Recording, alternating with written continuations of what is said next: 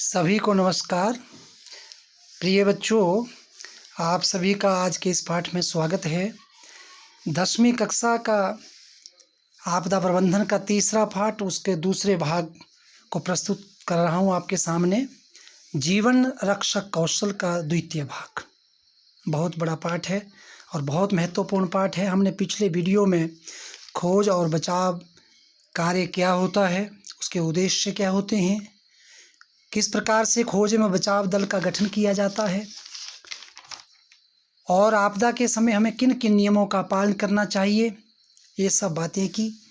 आज हम इसी विषय को आगे पढ़ेंगे और आपसे निवेदन है कि आप सभी शुरू से अंत तक मेरी बातों को ध्यानपूर्वक सुनें ताकि आप लाभान्वित हो सकें। प्यारे बच्चों, सबसे पहले हम बात करेंगे खोज एवं बचाव का जो दल है उसको कौन कौन से कार्य करने चाहिए और कौन कौन सी बातों को परहेज करना चाहिए, नहीं करना चाहिए। तो दो महत्वपूर्ण करने योग्य बातें क्या हैं? अपने काम के समय जब आप किसी पीड़ित को बचाने का प्रयास कर रहे हैं तो शांत रहें, शांति से काम करें। और दूसरा करने योग्य काम है घायलों को प्राथमिक चिकित्सा दें और उनकी श्वास प्रणाली को ठीक रखने का प्रयास करें। और दो बातें ऐसी जो नहीं करनी है, जिस चीज़ की पर्याप्त जानकारी ना हो, पर्याप्त जानकारी मिलने से पहले बचाव कार्य आरंभ ना करें। और जिस विषय की आपको जानकारी नहीं है, आप उसमें ट्रेंड नहीं है, उस काम को करने से ज़्यादा क्षति के अवसर होते हैं, इसलिए उस काम को ना करें। और दूसरा ना करने योग्य जो कार्य है, बिजली की चालू तारों को मत छुएं, बिजली से दूर रहें, तारों से दूर रहें। इसके बाद जो हमारा अगला इसमें विषय है, पहले प्राथमिक उपचार कहते किसको हैं? फर्स्ट एड, जो कि आपदा के समय सबसे महत्वपूर्ण कार्य है।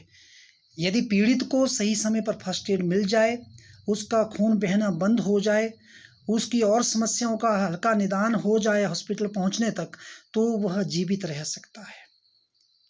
एनसाइक्लोपीडिया ऑफ ब्रिटानिका के अनुसार प्राथमिक उपचार या चिकित्सा वह चिकित्सा है, वह उपचार है जो दुर्घटना के तुरंत बाद की जाती है, जो उपचार किया जाता है, जिसका उद्देश्य है पीड़ित का इलाज करना नहीं है, अपितु उसकी हालत को और अधिक बिगड़ने से रोकना होता है। ये फर्स्ट एड का कार्य है, ताकि उसकी हालत और ना बिगड़े। इसमें दुर्घटना स्थल पर उपलब्ध मानव संसाधनों और सामग्री का उपयोग किया जाता है, ताकि पूरी चिकित्सा सुविधा उपलब्ध होने से पूर्व पीड़ित व्यक्ति की चोट अथवा उसकी अचानक तबीयत बिगड़ने पर प्रारंभिक देखभाल की जा सके हॉस्पिटल पहुंचने से पहले, ताकि उसको बचाया जा सके। उपचार तो हॉस्पिटल में चलेगा। अब प्राथमिक उपचार के उद्देश्य कौन कौन से हैं? एक तो पीड़ित के जीवन की रक्षा करना, पीड़ित व्यक्ति की हालत को बिगड़ने से रोकना, और तीसरा जो उसका उद्देश्य है वो स्वास्थ्य लाभ की प्रक्रिया में तेजी लाना। अब अगला हमारा बिंदु है बच्चों, प्राथमिक उपचार का सुनहरा नियम कौन सा है? थोड़ी देर आप अपने मन में सोचो कि आपको क्या करना चाहिए। ऐसी स्थिति में आपदा आ गई है, आपके सामने विकट समस्या, आपको करना क्या? चिंतन करें। यदि आप सोचते हैं कि आपदा के दौरान आप समुचित कार्यवाही कर सकते हैं तो अवश्य करें, लेकिन आपको कोई संदेह है तो हीरो बनने की कोशिश ना करें। कई बार हम हीरो बनने के चक्कर में ज़्यादा नुकसान कर देते हैं, क्योंकि इससे पीड़ित व्यक्ति का जीवन और संकट में पड़ सकता है। ऐसी स्थिति में किसी और की सहायता लेने में किसी प्रकार से आप संकोच ना करें, किसी और की आप सहायता लें, तब जाकर आप कार्य करें। अब जो हमारा फर्स्ट एड है, प्राथमिक उपचार है, उसके उद्देश्य क्या हैं? अति आवश्यक क्रियाओं को बहाल करना, प्रवेश मार्ग है, श्वसन और संचरण क्रियाओं को हमेशा सर्वोच्च प्राथमिकता देनी चाहिए।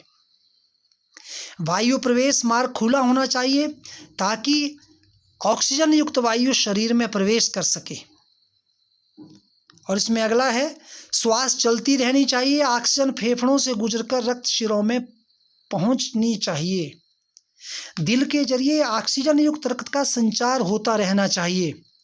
आगे और चोट ना लगने देना अथवा पीड़ित की हालत ना बिगड़ने देना, इसका प्रयास करना चाहिए। और अगला विषय है, अगला पॉइंट है, पीड़ित व्यक्ति को ढांढस बंधाना चाहिए, उसको दिलासा देना चाहिए ताकि उसको हार्ट अटैक ना हो, वो ज़्यादा सोचने ना लगे, ज़्यादा उसको समस्या ना आए, इसकी हमें सहायता करनी चाहिए। बच्चों, अब हम जो हमारा प्राथमिक उपचार है उसकी हमारी कार्य योजना क्या है, हमारी वर्क प्लान। यदि हमारी कार्य योजना अच्छी होगी तो हमारा जो कार्य होगा वो सफलतापूर्वक हम कर पाएंगे। तो कार्य योजना कैसी होनी चाहिए? कार्य योजना होती क्या है? कार्य योजना प्राथमिक उपचार के लिए इस बात का आकलन करने के लिए काफ़ी महत्व रखती है कि क्या पीड़ित की हालत ऐसी है कि उसके जीवन को खतरा हो सकता है, ऐसा आकलन हो जाता है। और क्या उसका तत्काल प्राथमिक उपचार होना चाहिए, क्या उसको प्राथमिक उपचार की ज़रूरत है कि नहीं है। यह कार्य जो योजना है अंग्रेजी में DRABC कहलाती है। सबसे पहला लेटर DRABC, पहला लेटर D। सबसे पहले हमारे जो प्राथमिक उपचार दल है उसको पहले चेक फॉर डेंजर, खतरे की जांच करना, कहीं अपने को खतरा तो नहीं है। आपदा में फंसे हुए जो व्यक्ति है वो कितने खतरे में है। और दूसरा हमारा लेटर है R, चेक फॉर रिस्पॉन्स, मुसीबत में फंसे उस व्यक्ति, उस पुरुष या महिला की प्रतिक्रिया की जांच करें। क्या वो सचेत है कि बेहोश है, अचेत है, क्या पीड़ित सचेत है या अचेत है। और ए का मतलब चेक फॉर एयरवे, वायु मार्ग की जांच करें, क्या वायु मार्ग खुला है, कोई रुकावट तो नहीं है, ऑक्सीजन आ रही है कि नहीं आ रही है। और अगला लेटर है B, चेक फॉर ब्रीदिंग, पीड़ित व्यक्ति की श्वास की जांच करना, क्या पीड़ित सांस ले रहा है कि नहीं ले रहा है, या आप उसकी जांच करें। और आखिरी लेटर है C, चेक फॉर सर्कुलेशन, संचारण की जांच करें। यदि आप नाड़ी देख सकते हैं, नाड़ी का पल्स का जो है देख सकते हैं, तो नाड़ी को देखकर जीवित होने के आपको आसार दिखाई देते हैं, क्या वो जीवित है या कहीं मृत्यु तो नहीं हो गया है, उसकी आप जांच करेंगे। तो प्राथमिक उपचार में कार्य योजना जो हमारी प्लानिंग है, जो वर्क प्लान है, वो बहुत अच्छी होनी चाहिए, वो एक बड़ी सुव्यवस्थित होनी चाहिए। अगला, कई बार जो इस तरह की घटना होती है उसमें फ्रैक्चर होने का, अस्थि भंग होने का सबसे ज़्यादा घटना देखी गई है। तो फ्रैक्चर होता क्या है, उसका उपचार कैसे किया जाता है बच्चों? मान लिया किसी की टांग टूट गई है, बाजू टूट गया है, या कोहनी टूट गई है, कुछ भी है, उसका अस्थि भंग हुआ है, तो आप कैसे उसको करेंगे, उसका प्राथमिक उपचार कैसे करेंगे? किसी प्रत्यक्ष या अप्रत्यक्ष शक्ति के प्रभाव से अस्थि पिंजर यानी हड्डियों को क्षति पहुंचना ही या टूट फूट होना ही फ्रैक्चर कहलाता है। हड्डियों का टूटना फूटना, यह फ्रैक्चर है।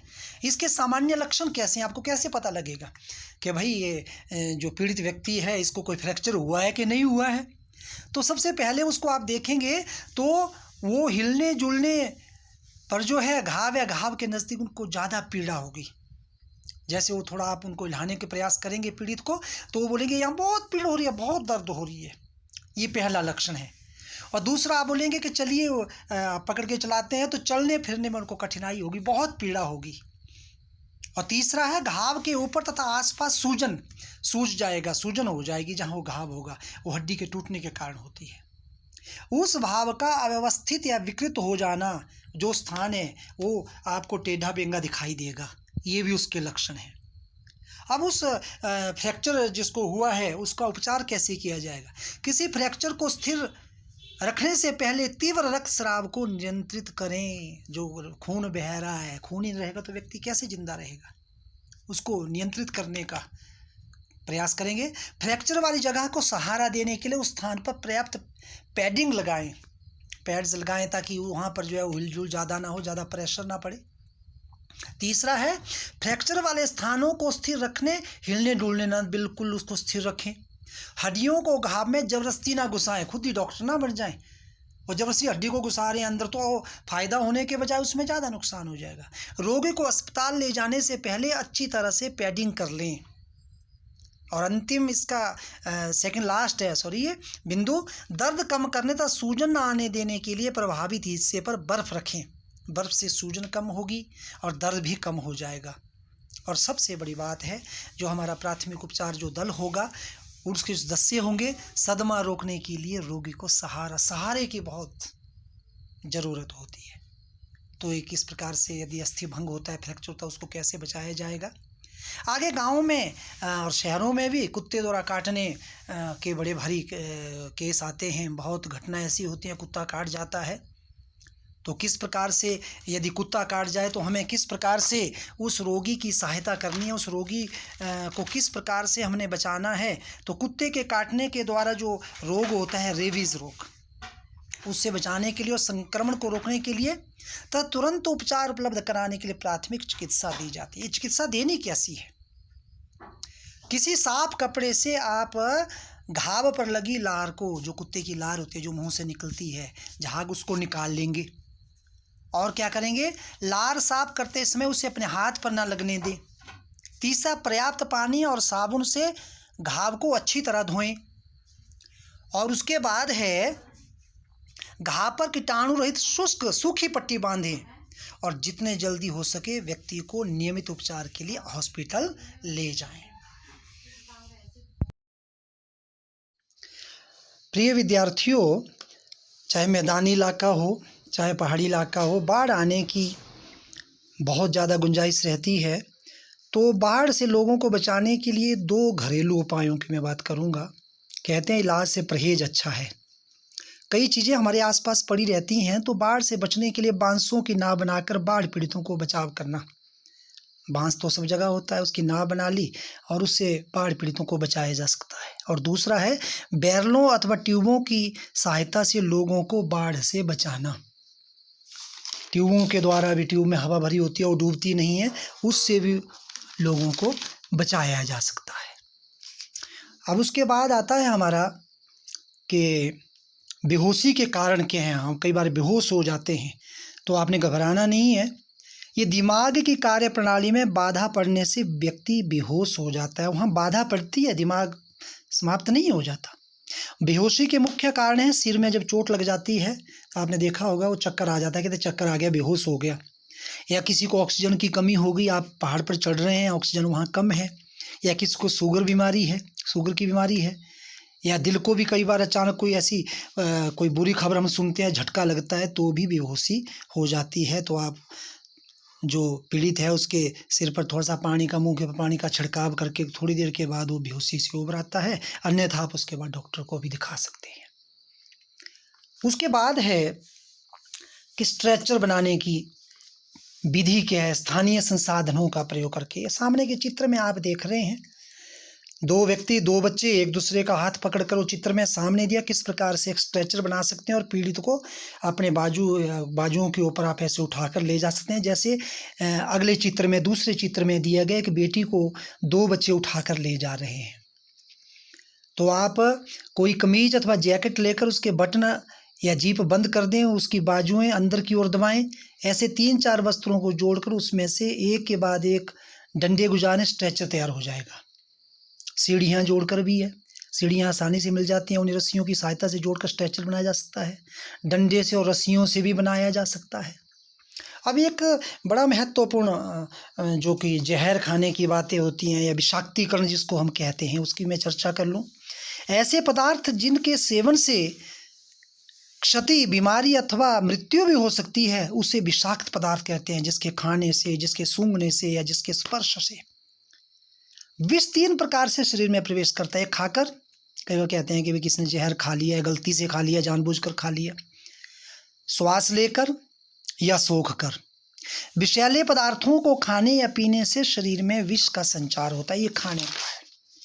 और सांस के द्वारा जो जहरीली औद्योगिक गैसें होती हैं, आग से उत्पन्न धुआं है, रासायनिक वाष्प है या पेट्रोल इंजन से जो प्रदूषण होता है, ये सांस के द्वारा हमारे शरीर में प्रवेश करता है, जिससे हमें हानि होती है। और जो तीसरा बताया गया, वो तीसरा है सोख कर। कई बार हम रोगाणुनाशक या जीवाणुनाशक जो है, जहरीली दवाओं का छिड़काव करते समय हमारी त्वचा उनके संपर्क में आकर उन्हें सोख लेती है और त्वचा के द्वारा वो हमारे शरीर में प्रवेश कर जाता है। तो इसके उपाय क्या हैं? विष के प्रभाव को कम करने के लिए पीड़ित को दूध अथवा जल दें। कभी ऐसा किसने जहर खा लिया हो गलती से या उसको जहरीला सेवन हो गया हो। प्राणाधार संकेत चिन्हों पर नजर रखें तथा सदमा न पहुंचने दें। उल्टी से जो निकला मुंह में कोई पदार्थ रह जाता है उसको बाहर निकाल दें। और पीड़ित के मुख की जांच करें, जो भी उसका विषैला पदार्थ मुंह में है तो उसको बाहर निकाल दें। रोगी को हवादार स्थान में रखें। रोगी को जो है तुरंत अस्पताल ले जाएं। ये कुछ चीज़ें आपको ध्यान रखनी है। तो ये इस पाठ का दूसरा भाग था। मुझे उम्मीद है कि आपको समझ में आया होगा। बाकी आप जब भी वीडियो सुने तो अपनी कॉपी पेन पेंसिल साथ में रखें, नोट करते रहें और अपनी किताब भी पढ़ें। ईश्वर आपका मंगल करे। धन्यवाद।